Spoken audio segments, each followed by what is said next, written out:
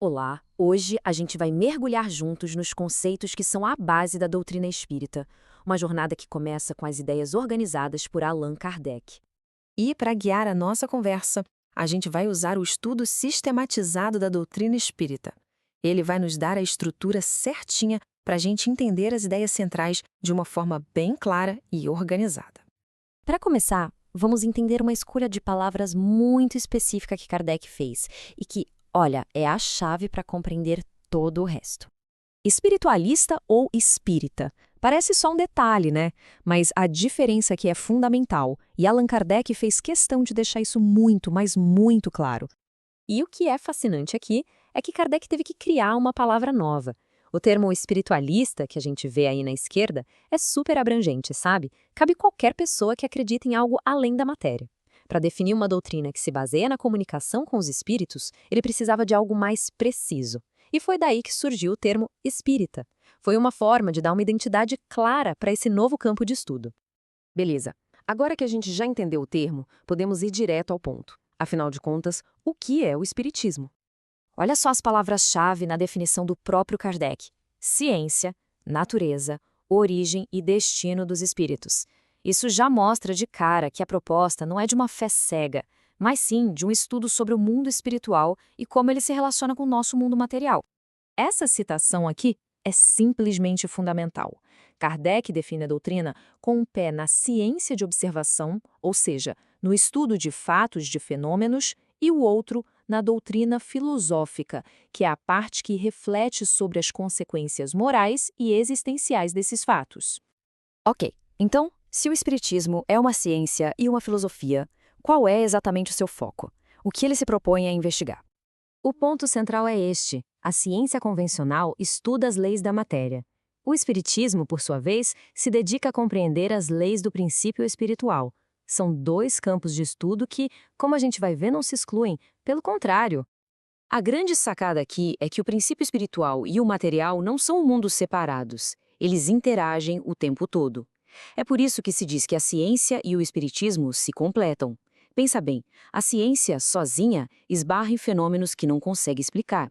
E o espiritismo, sem o rigor da ciência, não teria como comprovar suas observações. Um precisa do outro.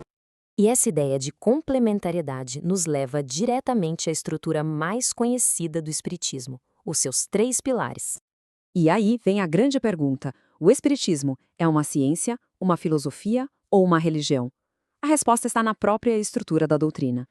Pois é, a resposta é que ele não é apenas uma dessas coisas, mas a união das três. Cada aspecto sustenta o outro, formando um todo integrado. Vamos ver como isso funciona. Vamos começar pelo primeiro pilar, a ciência. Como o espiritismo aborda a investigação e a observação? O pilar científico se baseia na observação de fenômenos, como a comunicação com os espíritos. O objetivo é usar esses fatos para demonstrar experimentalmente a existência e a imortalidade da alma. Mas só observar os fenômenos não é o suficiente. É preciso refletir sobre eles. E é aí que entra o segundo pilar, a filosofia. A partir dos fatos que a ciência observou, a filosofia espírita faz as grandes perguntas: quem somos? De onde viemos? Para onde vamos? A força desse pilar, como diz Kardec, está em buscar respostas que façam sentido para a razão e o bom senso. Finalmente temos o terceiro pilar, que conecta todo o conhecimento adquirido à nossa transformação moral. Aqui a palavra religião é usada no seu sentido mais profundo, de religar. O objetivo é aplicar o conhecimento da ciência e da filosofia para nossa transformação moral, nos conectando com o divino. É muito importante destacar que não se trata de uma religião com rituais, dogmas ou clero, mas sim das consequências morais daquilo que se aprende.